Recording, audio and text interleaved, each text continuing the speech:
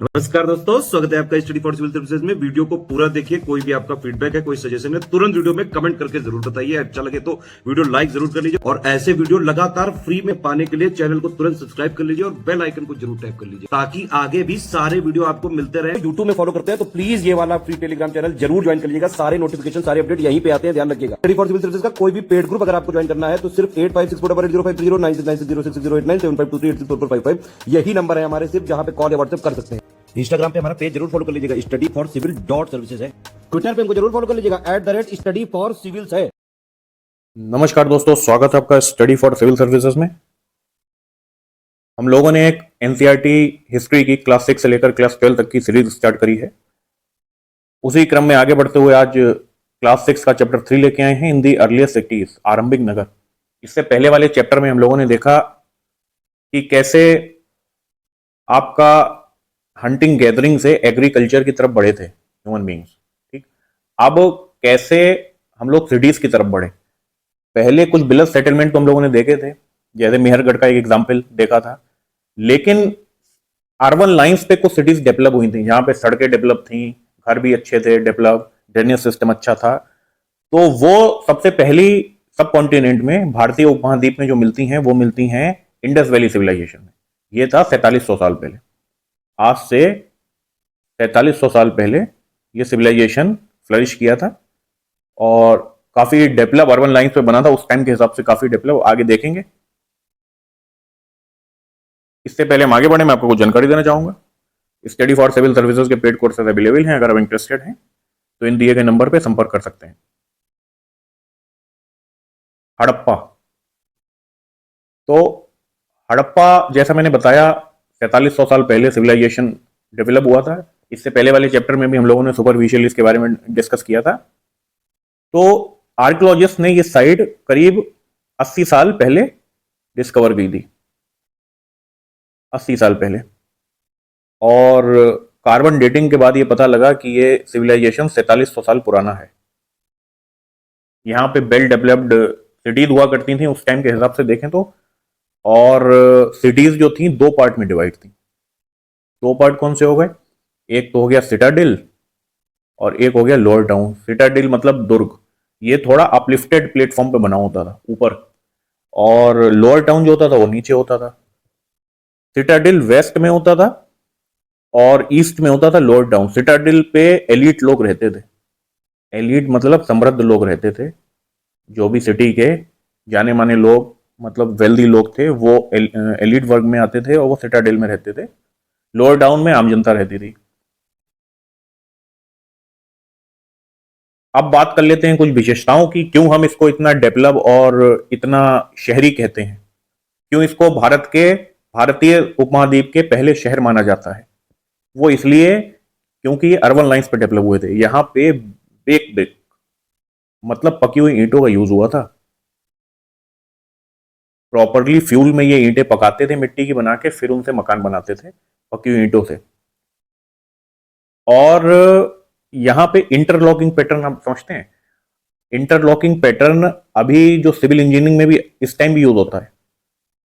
दो ईंटें होती हैं इस टाइप से, इसके बीच सीमेंट भरा होता है, फिर उसके ऊपर एक और ईंट रखते हैं, है ना। तो इससे क्या होता है, ईंटें अच्छी चिपकती हैं। तो इसको बोलते हैं इंटरलॉकिंग पैटर्न। उस टाइम पे दीवार ऐसे ही बनाते थे, आज के टाइम में भी दीवार अभी तक ऐसे ही बनाई जाती है इंटरलॉकिंग पैटर्न पे। तो उस टाइम की इंजीनियरिंग और डिजाइन काफी अच्छा हुआ करते थे, मकान काफी मजबूत बनते थे। तभी तो देखिए 4700 साल बाद भी अवशेष मिलते हैं। सिटीज कहाँ कहाँ थी? ये थी पंजाब के, जो रीजन है पाकिस्तान का, पंजाब का और सिंध में। पाकिस्तान के पंजाब और सिंध में मिलती हैं, भारत में गुजरात में मिलती हैं। कौन कौन सी? धौलावीरा लोथल। राजस्थान में मिलती है कालीबंगा, और हरियाणा में मिलती है राखीगढ़ी। वो भारत के पंजाब में मिलती हैं। पॉटरी कौन सी यूज होती थी उस टाइम पे? पॉटरी यूज होती थी रेड पेंटेड, उसको काले से पेंट करा जाता था।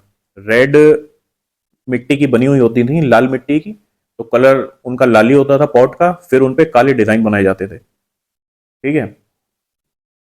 और पत्थर के वाट, मोहर और मन के मतलब बीट्स, ये काफी बीट्स का काफी एक्सटेंसिव यूज होता था उस टाइम पे, और कॉपर के टूल्स भी होते थे। कॉपर जो है ये लोग माइन करना जानते थे उसको। कॉपर मेनली ये लोग राजस्थान वाले एरिया से एक्सट्रैक्ट करते थे, फिर उसको माइन करते थे।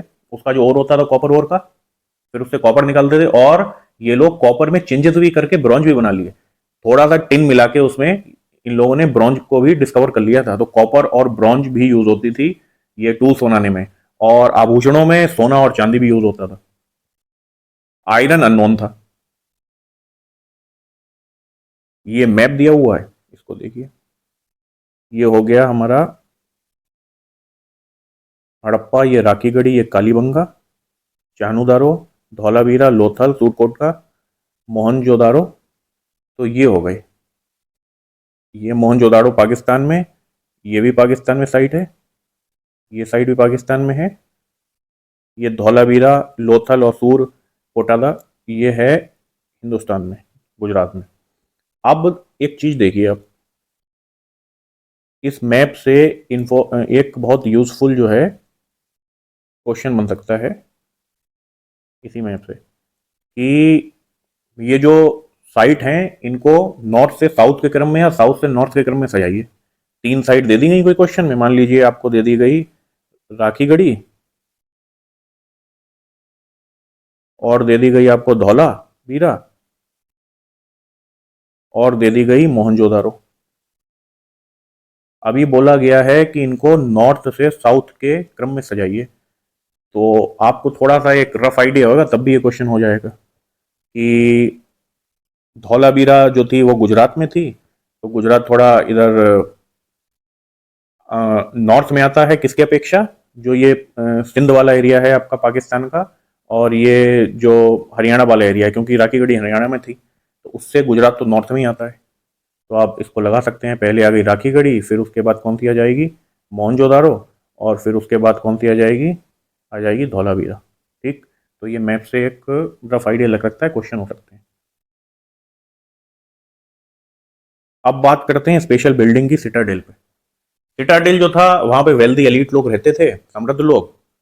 तो वहां पे बिल्डिंग भी अच्छी अच्छी थी, मतलब कंस्ट्रक्शन जो थे वहां पे बड़े बड़े होते थे। तो वहीं पे एक बहुत फेमस एक कंस्ट्रक्शन मिला है, ग्रेट बाथ, बड़ा स्नान घर। ये एक स्विमिंग पूल टाइप का स्ट्रक्चर था, और उसके दोनों तरफ जाने के लिए जीने बने थे। उसके बाद उसके अलावा चारों तरफ कमरे बने थे स्ट्रक्चर के। ऐसा माना जाता है कि यहाँ पे जो इंपॉर्टेंट पर्सन होंगे उस टाइम के, वो रिचुअल्स के बाद नहाते थे। कोई रिचुअल्स होते होंगे, यहाँ पे स्नान करते थे, और पानी परमानेंट नहीं भरा रहता था, ऐसी संभावना व्यक्त की गई है। कुएं से इसका लिंक होएगा, और उसी रूट से पानी इसमें डाला जाता था, और जब लोग नहा लेते थे फिर उसको ड्रेन कर दिया जाता था। तो ये था, और जो कमरे बने हुए हैं उसमें लोग अपने चेंज करते होंगे। जो साइड में कमरे बने हुए हैं, अभी मैं इसका पिक्चर दिखाऊंगा। ये पूरा जो है ब्रिक से लाइन किया गया है, और प्लास्टर भी किया गया है, और एक जलरोधी लेयर भी लगाई गई है, ठीक है ना, चारकोल की, जिससे मतलब जो है पानी का ज़्यादा असर ना हो। भाई स्ट्रक्चर है एक, उसमें पानी भरा जाता है, तो जो भी इसकी कवरिंग है, जो भी सीमेंट है, वो ज़्यादा नुकसान ना हो, तो इसके लिए ब्रिक लगा के फिर प्लास्टर करके उसके ऊपर एक जलरोधी लेयर भी लगा दी गई। ये वही लिखा जो मैंने बताया, water was probably brought in from a well and drained out after use. मतलब जब जरूरत पड़ती थी अंदर ले लेते थे वाटर को, नहा लेते थे, फिर ड्रेन कर देते थे। Important people took a dip in this tank on special occasion. ये देखिए, ये स्ट्रक्चर है, यहाँ पे पानी भरा जाता था, ये जीने होते थे इधर से भी आने का। एक ये इसको ठीक सामने दिख नहीं रहा है, उसका जो है बैक व्यू दिख रहा है, और ये बने कमरे, टूट गए हैं ये, लेकिन कमरे ही होंगे। यहाँ से नीचे आते कि लोग नहाते थे, और कोई कनेक्शन होएगा कुएं का इससे। कालीबंगा और लोथल, ये दो जगहों पे अग्नि कुंड भी मिले। तो ऐसा अनुमान लगाया जाता है अग्नि कुंड में ये लोग कोई रिचुअल्स भी करते होंगे, यज्ञ टाइप का कुछ। Some cities like Mohenjodaro, Harappa and Lothal had elaborate store houses. Store houses, तो मतलब प्रोडक्शन खूब होता था उस टाइम पे। ये लोग एग्रीकल्चर में भी अच्छे थे, प्रोडक्शन खूब करते थे। ज़्यादा प्रोडक्शन हो जाएगा तभी तो स्टोर में खाना रखा जाएगा बात के लिए। तो स्टोर हाउसेस भी मिले हैं। हाउस एक या दो मंजिल हुआ करते थे, और वही एक आंगन के चारों तरफ कमरे और स्ट्रक्चर बने होते थे, और एक बाथरूम भी हुआ करता था घर में। हर घर में बाथरूम हुआ करता था। पानी की सप्लाई के लिए कुआं हुआ करता था, और ड्रेनेज सिस्टम बहुत वेल डेवलप था। ये लोग जो नालियां बनाते थे उसमें बहुत जेंटल स्लोप बनाते थे, मतलब पानी बिल्कुल रुकता नहीं था, फ्लो होता जाता था। ये जो हैं सारी चीजें बहुत प्लान करके कंस्ट्रक्ट करी जाती थी। वहां भी जो उस टाइम पे ऐसा अनुमान लगाया जाता है, डिवीजन ऑफ लेबर होता है। डिवीजन ऑफ लेबर मतलब एक काम के लिए अलग अलग, मतलब अलग अलग काम के लिए अलग अलग, एक काम का कोई स्पेशलाइज पर्सन हुआ करता था। ठीक है, तो ऐसे ही जैसे स्किल्ड वर्कर होते थे, जैसे मकान जो बनाएगा वो मकान ही बनाएगा, जो टूल्स बनाएगा वो टूल बनाएगा, हथियार बनाएगा वो हथियार ही बनाएगा। ठीक है ना, तो इस टाइम पे अलग अलग काम डिवाइड थे स्किल्ड लोगों पे, अलग अलग काम के अलग अलग स्किल्ड लोग होते थे। तो ये प्लान तरीके से बनाए जाते थे, और ये सब एक ही बार में प्लान करा जाता था। हाउस, ड्रेन और स्ट्रीट, कि एक टाइम पे प्लान करा जाता था, तो एक दूसरे को वो सपोर्ट भी करते थे स्ट्रक्चर। ये नहीं है कि हाउस बना लिया फिर उसके एक साल बाद हमने ड्रेनेज सिस्टम बना दिया। जैसे आज के टाइम पे एक साथ ही बनाते हैं, उस टाइम पे भी एक साथ ही बनाते थे। लाइफ बिजी थी, लोग बिजी रहते थे, ट्रेड में भी बिजी रहते थे, साथ ही साथ कंस्ट्रक्शन भी होता था, एग्रीकल्चर में भी बिजी रहते थे। मतलब पूरा एक वेल डेवलप्ड शहर कह सकते हैं उस टाइम के हिसाब से। बहुत ज़्यादा डेवलप, 4500 साल पहले पक्की ईंटें और इंटरलॉकिंग सिस्टम और ऐसी इंजीनियरिंग। ठीक है ना, तो वेल डेवलप भी कहा जा सकता है उसको।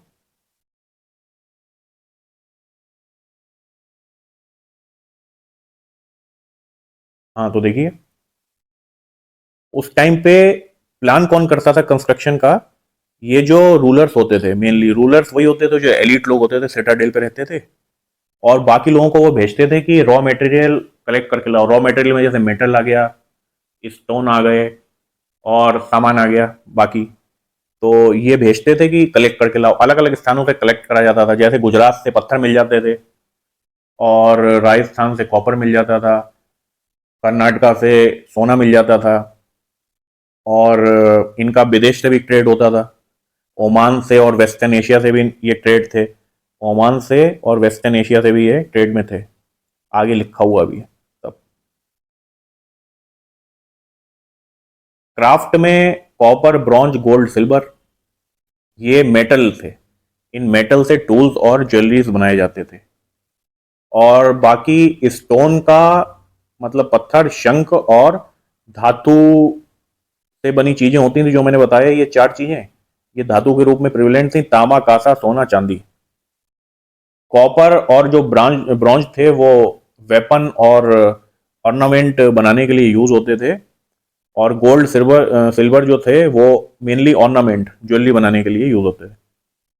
सील सील होती थी रेक्टेंगुलर, उस पे फिर ये लोग कुछ अपना लिखते थे, और एक एनिमल का पिक्चर जरूर होता था उस सील पे।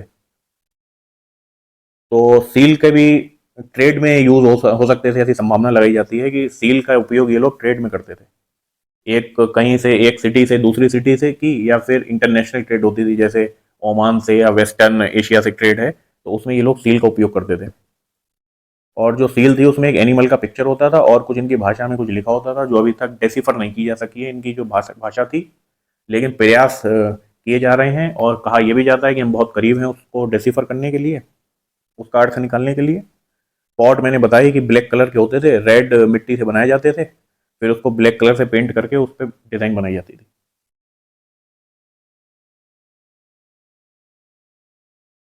अब ये देखिए, ये हैं बार्ट। ये बार्ट जो बने हैं, ये होते थे क्यूबिकल शेप के। और बार्ट मतलब वेट, कोई चीज़ का वजन करना होता तो वो इसी से करते थे। उनके कोई मानक होंगे उस टाइम के। ये देखिए, कुछ बीट का आइटम बना हुआ है, ये कुछ मेटेलिक आइटम बना हुआ है, और ये एक मिला हुआ है स्ट्रक्चर ऐसा, मूर्ति टाइप का, इसको बोला जाता है बियर्डेड मैन। ये कहा जाता है काफ़ी इम्पोर्टेंट फिगर रहा होगा उस टाइम का, दाढ़ी वाला आदमी, तभी इसका जो है मूर्ति या चित्र मिला है। इसमें ये नहीं, इसका कनेक्शन नहीं पता लगाया जा सकता कि ये कौन था उस टाइम पे, मतलब इसका जो था डेजिग्नेशन क्या था वो नहीं पता लगाया जा सका है। लेकिन माना यह जाता है कि कोई इंपॉर्टेंट फिगर रहा होगा, इसकी जो वेशभूषा है और जो बियर्ड है। और इसको एक नाम और भी दिया गया है, इसको नाम दिया गया है प्रीस्ट किंग। तो या तो ये कोई रूलर रहा होगा या कोई बहुत बड़ा एक प्रीस्ट टाइप का व्यक्ति रहा होगा उस टाइम पे, बहुत इज्जत होगी इसकी। अब बात करते हैं कपास की। तो देखिए, कपास तो ऐसा ट्रेसेस मिले हैं कि मेहरगढ़ में ही उगना शुरू हो गई थी 7,000 साल पहले। लेकिन उसका कोई एप्लीकेशन नहीं मिला था मेहरगढ़ में कि कोई कपड़ा मिला हो जिनका यूज होता है। लेकिन उसके ट्रेसेस मिले हैं कि मेहरगढ़ में लोग उगाने लगे थे। प्रॉपर जो कपड़ा मिला है वो मिला है यही इंडस वैली सिविलाइजेशन से। मोहनजोदाड़ो में मिले हैं कपड़े के अवशेष। तो कपास से, कॉटन से ये लोग परिचित थे, उसके कपड़े बनाते थे। अब ये नेचुरल मटेरियल थे तो चीजें बनाते ही बनाते थे, जैसे कॉपर, गोल्ड और आपका शंख, और उसके अलावा स्टोन। उसके अलावा इन्होंने एक आर्टिफिशियल सब्सटेंस भी डिस्कवर करा था, जिससे ये लोग तरह तरह के टूल्स बनाते थे, बीट्स बनाते थे और चूड़ियां और ऑर्नामेंट्स बनाते थे। तो ये इन लोगों ने रेत का, जो रेत होती है या फिर कोई पत्थर को पीस के उसका जो चूरमा होता है उसमें गोंद मिलाते थे, उससे ये बनता था। इसको बोलते हैं फेंस। तो फेंस आर्टिफिशियली मेड सब्सटेंस था। अब जैसे मैंने बताया, डिवीजन ऑफ लेबर होता था।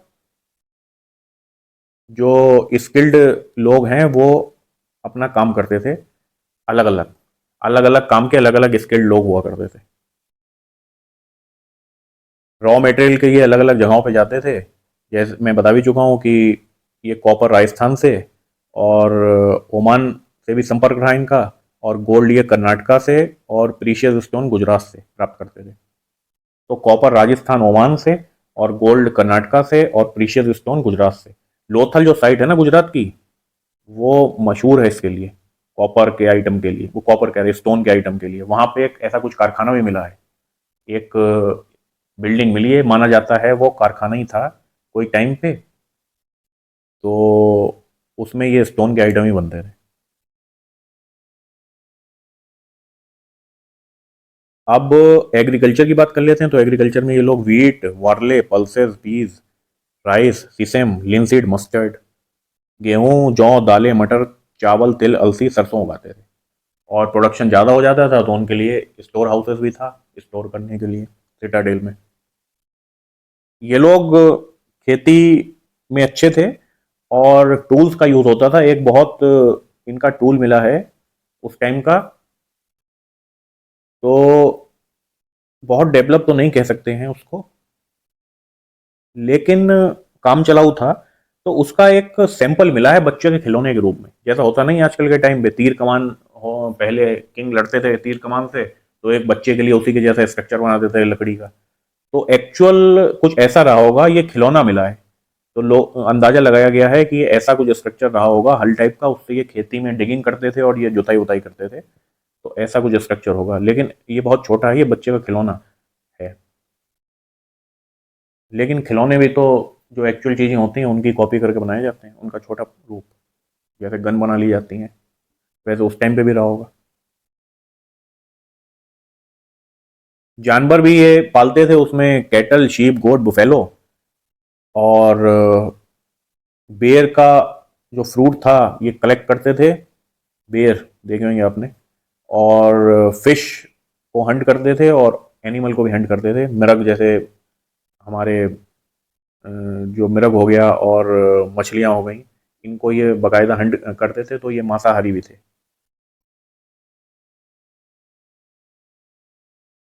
अब गुजरात के कुछ स्पेशल टाउन्स की बात कर लेते हैं जो इस सिविलाइजेशन का हिस्सा थे। उनमें आता है धौलावीरा।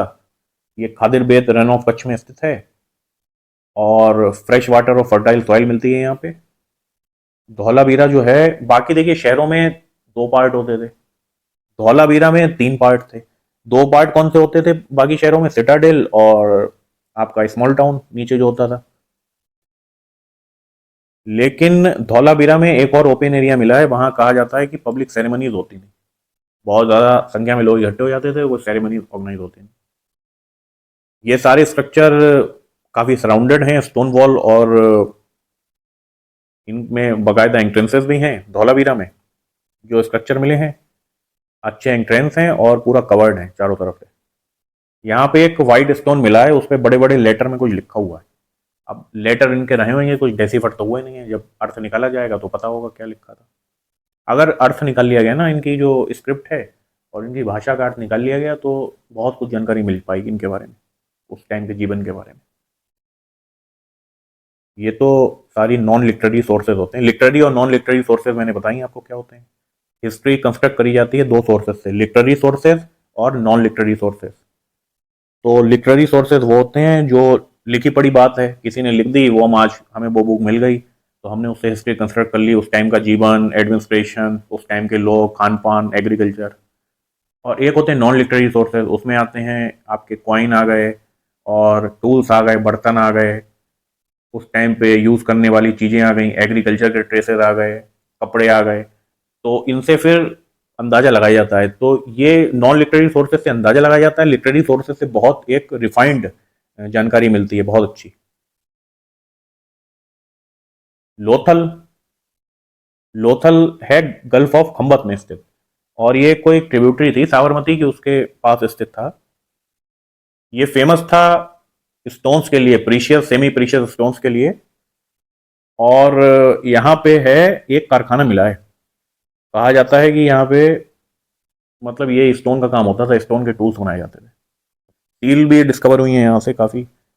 ये डॉकयार्ड है लोथल में, ये पोर्ट सिटी इसको बोला जाता था लोथल को। बिल्डिंग भी मिली है उसमें, जैसे मैंने बताया प्रोबेबली कारखाना रहा होगा कोई, तो वहाँ पे स्टोन का काम होता था। एंड कैसे हो गया? इतना डेवलप था, इतना अच्छी इंजीनियरिंग थी यहाँ पे, इसके लोग भी थे, फिर एंड क्यों हो गया? एक रीज़न नहीं था, कई रीज़न रहे होंगे, और कोई एक पर्टिकुलर रीज़न ऐसा ज्ञात भी नहीं होता है कि वही रीज़न की वजह से इनका एंड हो गया है। तो ऐसी संभावना लगाई जाती है कि कलेक्टिव रीज़न रहे होंगे, तो उन कलेक्टिव रीजंस का इम्पैक्ट आया होगा, फिर ये एंड की तरफ चले गए। ठीक है ना? एक रीज़न नहीं, कई रीज़न रहे होंगे, और कई रीज़न का इम्पैक्ट की वजह से इनका डिक्लाइन हो गया। और धीरे धीरे हुआ है, एकदम तो नहीं हुआ होगा कि आज सिविलाइजेशन है कल खत्म हो गया। लगभग एंड हुआ हुआ इनका, मतलब कई सालों में, फिर धीरे धीरे आते आते बिल्कुल ही समाप्त हो गया। 3900 ईयर्स एगो, मतलब 10 साल, 10 साल भी नहीं, 4300 साल पहले तो फ्लरिश किया था, और फिर 3900 साल पहले आते आते तक खत्म हो गया। रीजन क्या थे? रिवर इन से जो फर्टाइल रीजन था, रिवर के किनारे जहाँ एग्रीकल्चर और जहाँ इनको पानी मिलता था, तो रिवर सूख गई होंगी, कुछ एनवायरमेंटल चेंजेस आए होंगे, डिफॉरेस्टेशन हो गया, वनों की कटाई हो गई होगी उस टाइम पे, कोई वजह से इन्हीं लोगों ने करी हो या और लोगों ने करे हो। लैक ऑफ फ्यूल, फ्यूल नहीं था उस टाइम पे अवेलेबल, मतलब खत्म हो गया होगा, तो इनका जो ईंटें पकाने का काम है वही बंद हो गया। फ्लड, ये काफ़ी मेन कारण बोला जाता है कि फ्लड आए होंगे, फ्लड से ये लोग मतलब इनकी पूरी तबाही हो गई होगी जो सिटी हैं वहाँ पे, और सिटी ख़त्म हो गई। ये एक पिक्चर आई थी मोहनजोदाड़ो, उसमें भी फ्लड को ही रीज़न बताया गया था सिटी ख़त्म होने का। ठीक है। और मवेशियों के झुंड थे, उन्होंने हरित आवरण को नष्ट कर दिया होगा। तो कई ऐसे रीज़न रहे हैं, एक नहीं, तो सबके एक मतलब कलेक्टिव इम्पैक्ट से इनका अंत हो गया। कुछ इंपॉर्टेंट तिथि के बारे में बात कर लेते हैं। कॉटन कल्टीवेशन मैंने बताया, मेहरगढ़ में ट्रेसेस मिले 7000 साल पहले, लेकिन कपड़ा पहला कहाँ मिला? वो मिला 4700 साल पहले इंडस वैली सिविलाइजेशन में। सिटीज बिगनिंग वही 4300 साल पहले। इससे पहले सेटलमेंट मिले थे, लेकिन प्रॉपर सिटीज, जिनको हम सिटी शहर बोल सकते हैं प्राचीन टाइम के, वो थे इंडस वैली। ठीक। Beginning of the end of the cities, तो एंड होना वही शुरू हो गया 3900 साल पहले, और इमरजेंस ऑफ अदर सिटीज वही 2500 साल पहले, जो और किंगडम स्टेब्लिश हो गए थे इधर नॉर्थ इंडिया में। मगध वाले महाजनपद, मगध का किंगडम इतना बड़ा, और भी महाजनपद वाले रीजन्स गंगा के बैंक पे, और भी नॉर्थ इंडिया में इधर। तो ये तो एंड हो गया, और फिर इधर हम लोग चले आए इधर दूसरे तरफ, और उन किंगडम के बारे में भी डिस्कस करेंगे आगे के चैप्टर्स में। तो हड़प्पा तो हो गया हमारा खत्म। कुछ क्वेश्चन भी देखेंगे आखिरी में MCQs. What books and burials tell us, किताबें और कब्रें हमें क्या बताती हैं। जैसे मैंने बताया, लिटरेरी सोर्सेज एक बहुत यूजफुल सोर्स होता है हिस्ट्री को कंस्ट्रक्ट करने के लिए। उसमें लिटरेरी सोर्सेज से एक बहुत प्रॉपर जानकारी मिलती है, और कब्रें जो हैं, कब्रें भी हमें बहुत कुछ बता देती हैं। जैसे मेगालिथिक कब्रें एक तरीके की होती थी, उनको पत्थर से सजाते थे, मतलब मार्क करते थे कि ये पर्टिकुलर आदमी की कब्र है, और उसके संग कुछ सामान रख देते थे। तो वो कुछ बहुत कुछ बताती हैं उस एरिया के बारे में। पहले हम लोग बात करेंगे बुक कौन कौन सी होती थी। अब हम लोग बढ़ आए हैं इस साइड में, इधर ये बढ़ाए हैं हम लोग अर्ली वैदिक पीरियड में। अर्ली वैदिक पीरियड में हम लोग ऋग्वेद के बारे में बात करेंगे, ऋग्वेद से क्या क्या इन्फॉर्मेशन मिलती है। दो तरह के पीरियड थे, एक तो अर्ली वैदिक पीरियड, एक लेटर वैदिक पीरियड। अर्ली वाला जो था वो था लगभग 1500 बीसी से, बीसी एडी मैंने बताई दी आपको क्या होता है, 1500 बीसी से 1000 बीसी तक। और लेटर वाला जो था वो था 1000 से 600 तक या 500 तक, ठीक है ना। तो ये दो पीरियड थे। अब हम लोग यहाँ पे मेनली ऋग्वेद की बात करेंगे, ऋग्वेद क्या क्या बताता है। वेद 4 हैं, पता ही आपको कौन कौन से हैं, ऋग्वेद, सामवेद, यजुर्वेद, अथर्ववेद। इनमें से जो ओल्डेस्ट है वो है 3500 साल पहले लिखा गया ऋग्वेद। मतलब लिखा क्या गया, ये जो था उच्चारण इसका ज़्यादा किया जाता था, इसके जो मंत्र होते थे। बाद में इसको कंपाइल किया गया later. Rigveda includes more than 1000 hymns and sukta. तो 1000 से अधिक प्रार्थनाएं शामिल हैं जिनको सूक्त कहा जाता है। और इनका मतलब होता है, सूक्त का मतलब होता है अच्छी तरह से बोला गया।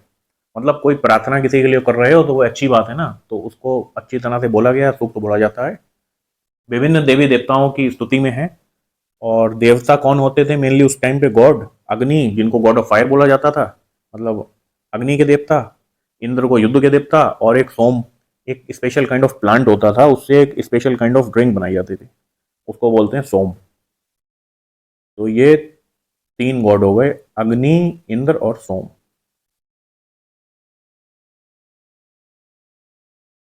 जो हाइम्स हैं, जो ये सूक्त हैं, ये कंपोज करी जाती थी ऋषिस के द्वारा, और फिर ये रिसाइट करी जाती थी, बोली जाती थी इनको, उनके जो स्टूडेंट होते थे उनको, मतलब कंटेस्ट कराई जाती थी, इतना उच्चारण कराया जाता था, उनको रट जाती थी। फिर वो लोग आगे जो लोग होते थे उनको रटाते थे, ठीक है ना। तो इस तरह से ये चक्र चलता गया। और ऋग्वेद में जो भाषा यूज हुई है, इनके जो सूक्त और जो भी प्रार्थनाएं हैं, वो यूज हुई है वैदिक संस्कृत, प्राक संस्कृत। जो अभी हम लोग संस्कृत पढ़ते हैं वो देखिए कितनी टफ होती है, उससे भी प्राचीन, उससे भी कठिन भाषा, उसको बोलते हैं प्राक संस्कृत, वैदिक संस्कृत, ठीक है ना। डिफरेंट होती थी। मेनली जो थे कंपोज करे जाते थे मैन के द्वारा, और पढ़े भी मैन के द्वारा ही जाते थे, लेकिन कुछ विमेन के द्वारा भी कंपोज करे गए, जो भी ये प्रार्थनाएं होती थी, जो सूक्त होती थी। ये इस तरह की एक मैन्युस्क्रिप्ट मिली है ऋग्वेद की, ये page from manuscript of the Rigveda. तो ऋग्वेद मेनली रिसाइट करे जाते थे और सुने जाते थे। मतलब ये नहीं है कि इनको पढ़ा जाता हो, जो बोल बोल के जो था इनको सुनाया जाता था और लोग सुनते थे। ये नहीं है कि पढ़ने बैठ गए और आराम से जो है हम पढ़ रहे हैं बिना कुछ बोले, जैसे हम लोग पढ़ते हैं, वैसा नहीं था। और बाकी इनको प्रॉपरली कंपाइल करने, रिटन डाउन करने का काम जो है करीब 200 साल पहले स्टार्ट हुआ था। पहले तो जो थे ये आराम से अपना जो उस पर मैन्युस्क्रिप्ट वगैरह पे लिखे जाते थे, लेकिन मेनली जो है ये बोले जाते थे, मैन्युस्क्रिप्ट के रूप में मिले हैं कुछ, ये देखिए। लेकिन मेनली जो है ये बोले जाते थे और लोगों द्वारा सुने जाते थे, उच्चारण किया जाता था इनका, जो भी प्रार्थनाएं और जो सूक्त होती थी। डायलॉग के फॉर्म में भी हैं कुछ इनकी सूक्त। और एक डायलॉग फेमस है, विश्वामित्र और 2 नदियों के बीच में कौन सी नदी? ब्यास और सतलुज, ठीक है ना। तो उनके बीच में एक डायलॉग है, एक संवाद है, और ये नदियां देखिए, ये क्वेश्चन भी बन गया, कौन सी नदी मेंशन है? ब्यास और सतलज, क्वेश्चन आ सकता है, कथन के रूप में पूछ सकते हैं।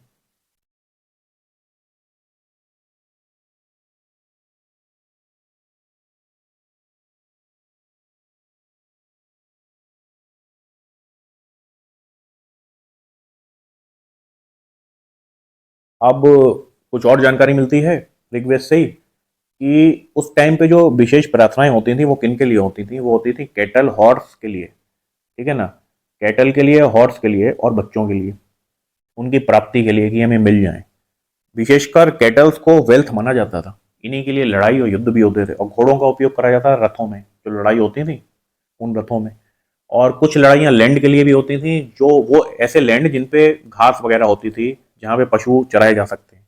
तो उस टाइम पे बैल्स पशु थे, तो पशुओं को चराने की जगह बहुत इंपॉर्टेंट होती थी, इसलिए उनके लिए भी लड़ाई होती थी। और कुछ लड़ाइयाँ पानी के लिए भी होती थी। अब लड़ाई में जो वेल्थ लूटी जाती थी, मतलब जो भी प्राप्त होती थी, उसको कुछ हिस्सा प्रीस्ट को दे दिया जाता था, और कुछ आम जनता में बांट दिया जाता था, कुछ रिचुअल्स के लिए रखा जाता था, है ना। तो एक तरीके से ये जो था डिवाइड कर दिया जाता था। मैन जो थे वो मेनली भाग लेते थे इसमें, युद्ध में। और ऐसा कोई मतलब रेगुलर आर्मी नहीं थी। कुछ मतलब जब कोई युद्ध होने को होता था तो एक असेंबली लगती थी, उसमें डिसाइड कराया जाता था, स्ट्रेटेजी बनाई जाती थी, और फिर उसमें से योद्धा निकाले जाते थे कि कौन कौन लड़ाई लड़ेगा। दो ग्रुप हैं पीपल के उस टाइम पे, उसको एक को प्रीस्ट बोला जाता है, या ब्राह्मण, है ना, प्रीस्ट, ब्राह्मण, या पुरोहित या ब्राह्मण। और ये अनुष्ठान रिचुअल्स करते थे। दूसरे लोग थे, राजा थे। ये राजा वैसे नहीं थे जिनके बारे में बाद में पढ़ेंगे, ये मतलब बाद में पढ़ेंगे, मतलब जो आगे किंगडम में राजा हुए हैं, ऐसे राजा नहीं थे। मतलब एक डायनेस्टी चली आ रही है, फिर उनका बेटा किंग बन गया, फिर उनका बेटा किंग बन गया, ऐसा नहीं था। ना ही राजधानी और महलों में रहते थे, ना सेना थी, ठीक है ना, ना कर वसूलते थे। और राजा की मृत्यु के बाद शासक उनका बेटा भी नहीं बनता था। तो आम लोगों की तरह ही राजा भी था, लेकिन उसको एक डेजिग्नेशन दे दिया जाता था कि जब तक कोई मतलब एक इम्पोर्टेंट फिगर हो जाता था, लेकिन इतना ज़्यादा मतलब वो जो है लग्जरी में या फिर उसका हक नहीं आ जाता था कि पूरी डायनेस्टी बन गई है कि अभी मेरा बच्चा भी राजा होएगा। अब दो वर्ड का मेनली यूज होता था डिस्क्राइब करने के लिए पीपल और कम्युनिटी को, जन का और विश का। एक ही है, मिलते जुलते, जन और विश बात एक ही है। अब उस टाइम पे कुछ एग्जाम्पल हुआ करते थे, मतलब कम्युनिटी के अलग अलग, पुरुजन या पुरुविश भी बोल सकते हैं, भारत जन या भारत विश, ये वही है भारत जन, जिनके नाम पे भारत नाम पड़ा है। इससे पिछले वाले चैप्टर में मैंने बताया भी है आपको कि भारत नाम इस ग्रुप के नाम के ऊपर पड़ा है, जो ये कम्युनिटी होती थी, भारत जन या भारत विश, और यदुजन या यदुविश। तो एज ए होल कम्युनिटी, मतलब एक समूह को डिस्क्राइब करा जाता है, कम्युनिटी को, समूह को डिस्क्राइब करा जाता है। तो वो ये हैं, जन या विश्व से क्वेश्चन आ सकता है।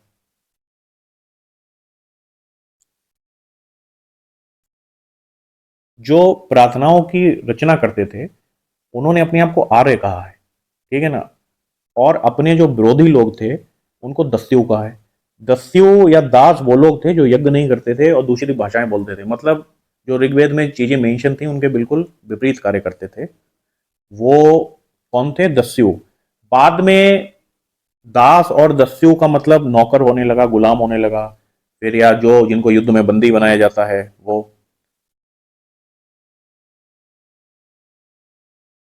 तो वो थे दस्यु। अब कुछ महापाषाणों की कहानी भी सुन लेते हैं। ये साउथ में, ठीक है ना, साउथ में थी मेनली, और कोई रीजन में भी होते थे, उत्तर पूर्व और कश्मीर में भी, नॉर्थ ईस्ट में भी प्रचलित थी। क्या था महापाषाण? मतलब कब्रें होती थी ना, लोग मरते थे तो कब्रें सजा दी जाती थी उनकी पत्थरों से, अलग अलग डिजाइन के, अलग अलग मतलब बड़े छोटे पत्थर रख के, अलग अलग साइज के, उनकी कब्रें जो थी सजाई जाती थी, तो वहाँ से काफ़ी कुछ जानकारी मिलती है। ये हो रहा था साउथ में, उसी टाइम पे हो रहा था ये ऋग्वेद वाले पीरियड में। साउथ में, नॉर्थ ईस्ट में और कुछ कश्मीर में भी ऐसा कुछ प्रचलित था। पत्थर के शिलाखंड को महापाषाण कहते हैं। सावधानी, इन लोगों द्वारा सावधानी से व्यवस्थित किया जाता था और दफन स्थलों को चिन्हित करने के लिए इस्तेमाल किया जाता था।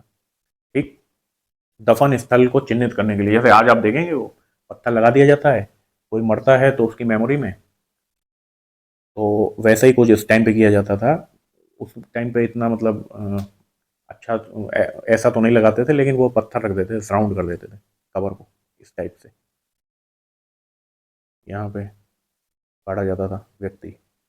ये देखिए, पहले छोटे छोटे रखे हैं, फिर बड़े बड़े, उससे बड़े बड़े, फिर उससे भी बड़े बड़े, इस तरह से डिज़ाइन करी जाती थी कवर। ये जो प्रैक्टिस थी ये 3000 साल पहले स्टार्ट हो गई थी, और जैसे मैंने बताया through out the Deccan, south India और नॉर्थ ईस्ट और कश्मीर में फेमस थी। जो डेड होते थे उनके संग एक पॉट भी रख दिया जाता था, काला या लाल बर्तन उसको कहा जाता था, और उसमें कुछ टूल वेपन भी रख दिए जाते थे, कुछ हड्डियां भी घोड़े की रख दी जाती थी, इक्विपमेंट वगैरह, और कुछ गोल्ड भी रखा जाता था डेड के साथ। ऐसा माना जाता था लाइफ आफ्टर डेथ। ठीक है ना, ऐसा कुछ बिलीव रहा होगा इन लोगों का। ये हम लोगों ने मेहरगढ़ में भी देखा था, वहाँ जो बरियल साइट थी वहाँ पे शायद बकरी को गाड़ देते थे संग में। मेहरगढ़ साइट थी 8000 साल पहले करीब।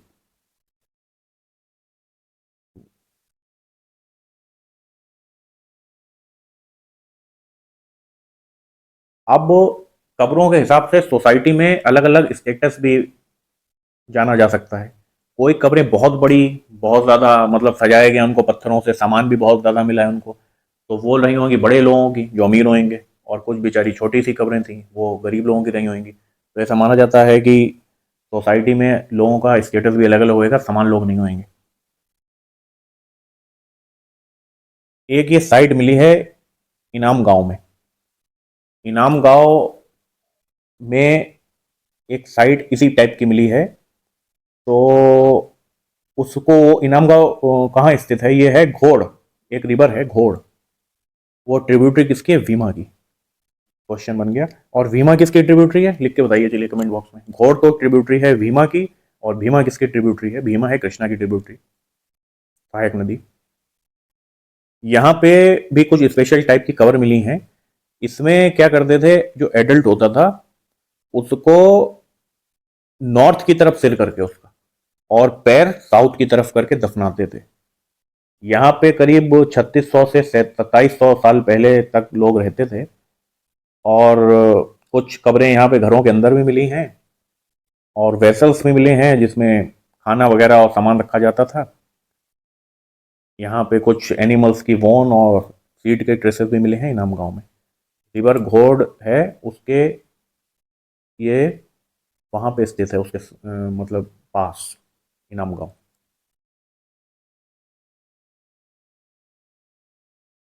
अब बुक की हम लोग बात कर रहे थे, तो 2000 साल पहले एक इसमें एक फैक्ट दिया हुआ है। एक फेमस फिजिशियन थे चरक, जिनको आयुर्वेद का जनक भी माना जाता है। ये दो हैं फेमस, आयुर्वेद में इनका बहुत बड़ा योगदान है आयुर्वेद को स्टार्ट करने में। एक तो चरक हो गए, एक सुश्रुत हो गए।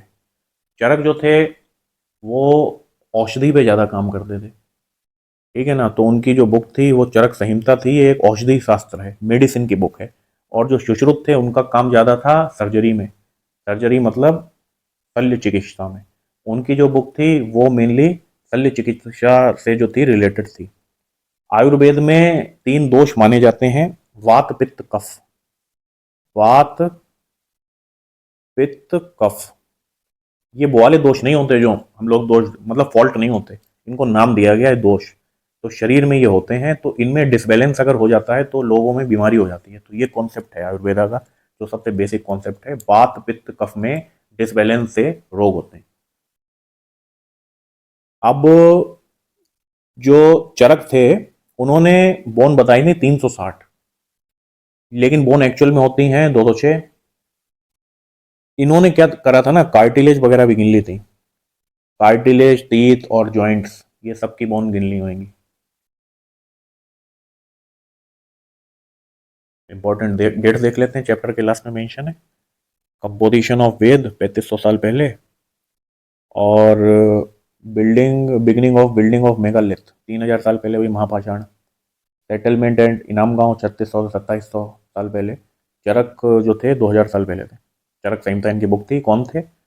औषधि जो थे औषधि शास्त्र पे इनका काम था, वो औषधि शास्त्र की बुक थी चरक संहिता। संस्कृत भाषा को देख लेते हैं, ये फैक्ट दिया हुआ है संस्कृत भाषा के बारे में। संस्कृत जो भाषा है इंडो यूरोपियन फैमिली की है, इंडो यूरोपियन। तो इंडो यूरोपियन फैमिली की भाषाएं जो हैं वो कौन कौन सी हैं तो देखते हैं।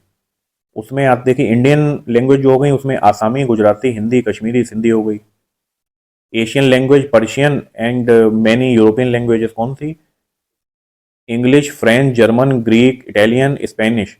तो ये कौन कौन सी? ये गुजराती, हिंदी, कश्मीरी, सिंधी और जो यूरोपियन और एक पर्शियन वाली भाषा, ये हैं इंडो यूरोपियन फैमिली की, मिलती जुलती हैं। अब जैसे संस्कृत में देखिए मातृ, हिंदी में वही माता और इंग्लिश में वही मदर, तो ये मिलती जुलती हैं ना, कुछ वर्ड रिलेट करते हैं एक दूसरे से।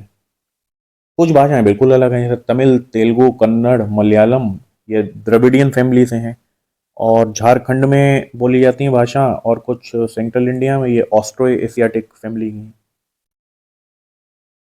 कुछ क्वेश्चंस देख लेते हैं हम लोग। फाइंड द करेक्ट स्टेटमेंट, सही कथन ज्ञात कीजिए।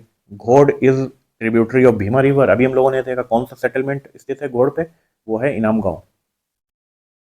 Bhima river is tributary of Krishna river, जी हाँ बिल्कुल सही है।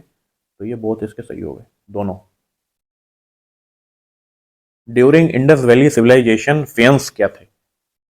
फेंस बताइए क्या थे? फेंस थे जो आर्टिफिशियली मेड सब्सटेंस था, जिससे चीजें बनाई जाती थी, टूल्स, बीड्स, ऑर्नामेंट्स बनाए जाते थे। कैसे बनाया जाता था? चूरमे में गोंद मिला के। काहे के चूरमे में? पत्थर के चूरमे में या रेत में गोंद मिला के। तो ये हो गया during Indus valley civilization faience was artificially made substances. तो इसी के साथ हमारा चैप्टर समाप्त होता है। धन्यवाद। अब अगला चैप्टर बहुत जल्दी लेकर के आएंगे। धन्यवाद।